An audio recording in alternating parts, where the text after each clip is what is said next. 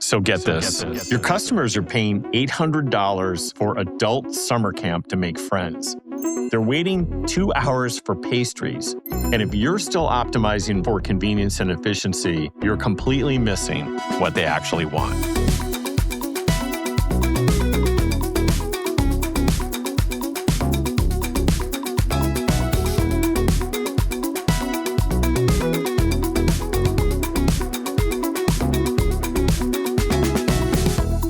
So good, this is John. Did you see what happened in New York last month with the subway card funeral?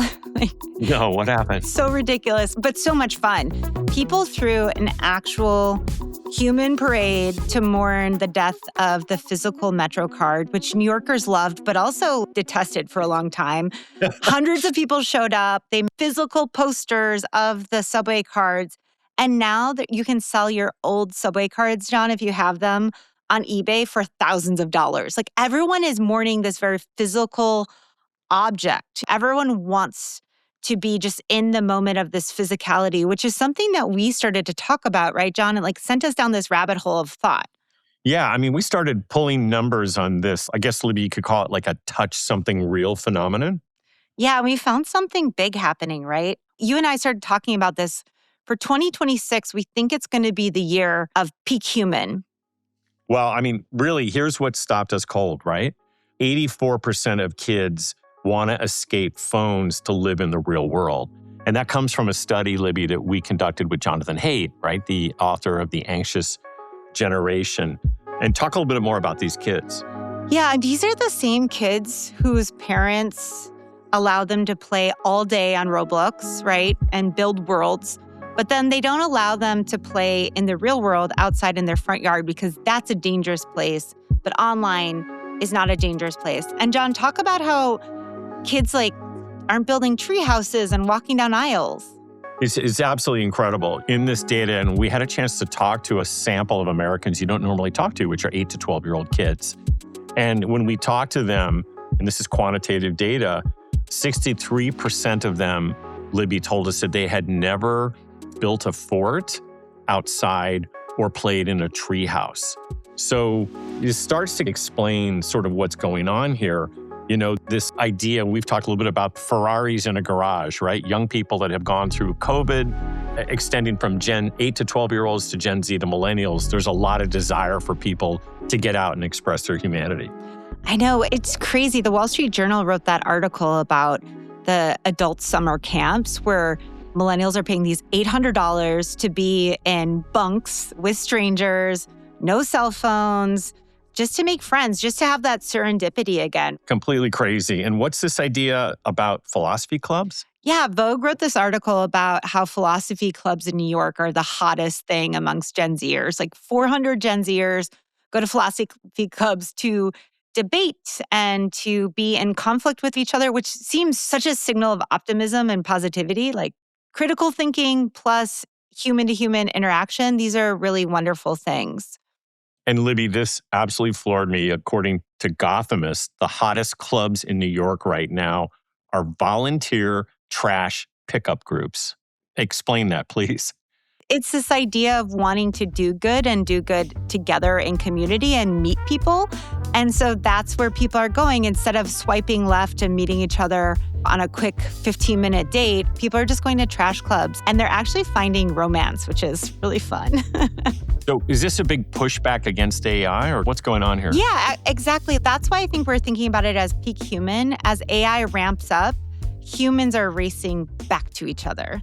And I think you and I have talked about this for a while, but this idea that for the last 2 decades, Silicon Valley's gospel was friction removal. Every barrier had to go, one click, everything. Yeah, right. So seamless, frictionless, instant, easy. And is there a backlash against that? Yeah. And as people, we bought into that, right? We imagined a world where convenience is the ultimate goal. The problem is it's become a more soulless world with that much convenience in it. So here's the thing, here's the insight. People are tired of screens.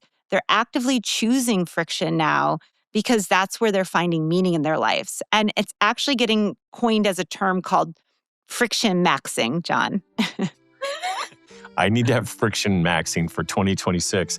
Libby, give some examples. Do you have any? Yeah. So, John, to get your friction maxing going, first you would go to Radio Bakery, they have a couple of shops in Brooklyn, and stand in line for 2 hours. And why would you do that? You want to do that because that's where serendipity is. That's where the line is. That's where neighbors meet and community happens. Radio Bakery, they could expand, they could optimize and create an app, but they don't want to because they understand that's where the magic is happening. Okay, let me understand this. So inefficiency is the point? Exactly. John, do you remember when touch grass was an insult? Now it's a life philosophy, but it's evolved. It's not just touch grass. It's really about touching everything. In travel, we see dark sky tourism exploding. We see slime museums replacing Instagram museums.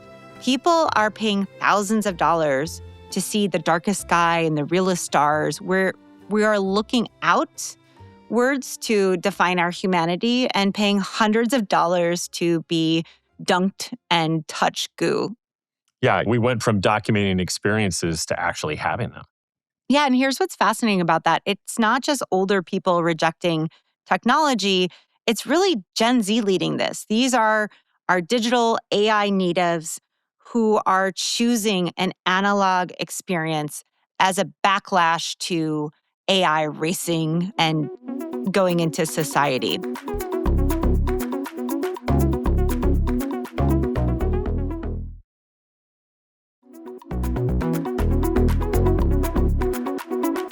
So it seems like once you see peak human, you can't unsee it, right, Libby? Yeah, and here's where it really captures it. We've spent years being told not to talk to strangers, John. Now it's all we want to do. All right, so that's a complete reversal. Are there any examples? Well, did you hear about Bob Terry? So Terry's this 84-year-old man, and he invited New Yorkers to have a cigarette with him, which, no one's talking about smoking cigarettes anymore, but he did. And 2,000 New Yorkers came and smoked a cigarette with Bob Terry. And the cool thing about it is it just was such an optimistic moment where people were gathering and it spread virally across the internet. So really, in that case, the intimacy became the content. So an 84-year-old man with cigarettes went viral. Yeah, because it was real, a real human connection. Another example is hundreds of people named Ryan met up on the R train and no reason, just because they're all named Ryan. Ryan Shrink! Ryan Shrink! Okay, I'm going to get on the J train tonight and try this. You but should. That's absurd. Yeah, and that's the point. I think what's interesting right now is that absurdity gives permission for connection. The other thing that we see on social is that make a friend a day challenges are exploding. It's not about followers. It's about how do you make real human connection and how does that change your life? Interesting. And is it working? Yeah, it's another really interesting example is in Texas, there's these big blanket super picnics that you just have literally giant red and white checkered blankets where strangers show up and become friends. That's it. That's the whole business model. I mean, Libby, step back for a second. What's so interesting about this is that we're seemingly manufacturing excuses to connect, right? Seems like there's some sort of cultural shift here, but what's an opportunity for business? How do you think about this? Yeah, we're looking for permission structure. So Silicon Valley tried to scale connection by making it efficient, right? That's what we've been doing for the last 10 to 15 years. Turns out you scale connection by making it so inefficiently beautiful, like 2,000 people gathering and having a cigarette, so human. That's the reason everyone talks about it. That's the reason everyone shares it. I love inefficiently beautiful. That's a really interesting. No, that's fantastic. That's my lifestyle. Well, you're a busy working mom. Yeah. Okay, here's why peak human is happening now specifically. Did you notice people's New Year's posts this year, Libby? Nobody declared hope for 2026? Well, they declared an offline year, but it was not a wish, it was a choice. It was like an act of agency. And for years, we felt helpless. All the things we've talked about, the stack crises, the climate uncertainty, the anxiety over the economy. But choosing human connection it feels like what we're seeing in the data, that's something that people can actually control. So really, it's not anti-technology. Maybe it's pro-agency? Yeah, these are the people who don't understand technology. They understand it perfectly, and they're just actively choosing something else. They want to build something real. Yeah, they want to be real. So what does peak human mean for business, Libby? What's it all about? It's not about rejecting AI. It's about being intentional. Where do you use AI for efficiency, and where do you protect the human magic? That's really interesting. Give us an example. So you use AI to handle your inventory, your scheduling, your data analysis. Like if you're in retail, make the dull automatic. But that customer interaction, the moment of discovering your store, that's where you need humans and you need to protect them. Okay, so it's like strategic deployment? Yeah, so one retailer told us they use AI for everything back end, supply chain, pricing, inventory, but they tripled their floor staff.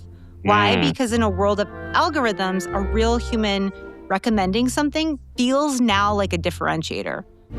Okay, so if you take care of the back office, the stuff that people don't see and care about, the efficiency enables the humanity, that one-to-one connection. Yeah, and here's like a framework for thinking about that. So you have to start with your whole ecosystem in your journey and think about where is the magic in your business?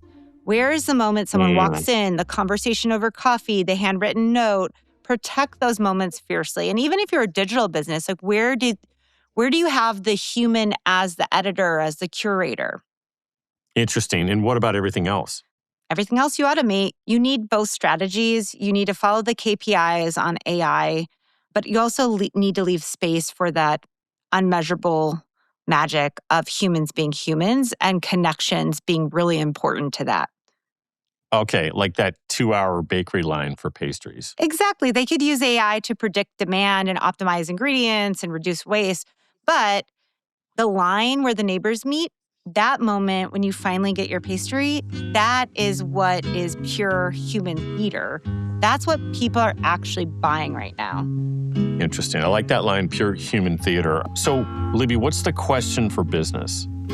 Where is your human theater? I think everyone should be asking this to, especially if they're on boards, to their companies. What part of your experience would die if you over-optimized it? For example, did you see that article in the New York Times about the Dominican Supper Club? It has over 4,500 person waiting list. And they could scale that with AI, right? They could franchise and optimize with all those people waiting. But the magic is the inefficiency here. The waiting is the wanting. The waiting is the wanting. So it's knowing in a way like what not to fix? Yeah, it's just this idea that your AI can tell you everything about your customer's purchase history, but can it tell you why they looked sad walking in the store today, which is on everyone's mind? And can it remember that their kid just started college, or that there's this space that you need to protect between the consumer and the relationship that you have with them? So, John, in this idea of the peak human and what it really means in 2026, we're starting to see that intimacy is the content now, and inefficiency is the product. Yeah, I like that a lot. It's this idea that we've spent decades being told not to talk to strangers. Right? And now we're paying hundreds of dollars to sleep in cabins with them, gathering on trains because we share their first name, which I hope you do on the J train. And we're sitting on giant blankets with people we've never met. Yeah, because in a world of infinite digital connections, we're really starving for a single real one. Okay, really interesting. So I think, remember this. So peak human, your customers are racing away from screens and into each other's arms. Yeah, and millennials are paying for sleepaway camps with strangers just to make real friends. Because in a world of infinite digital connections, one real human connection is priceless. I'm John Gersma. I'm Libby Rodney. Thanks for listening to So Get This.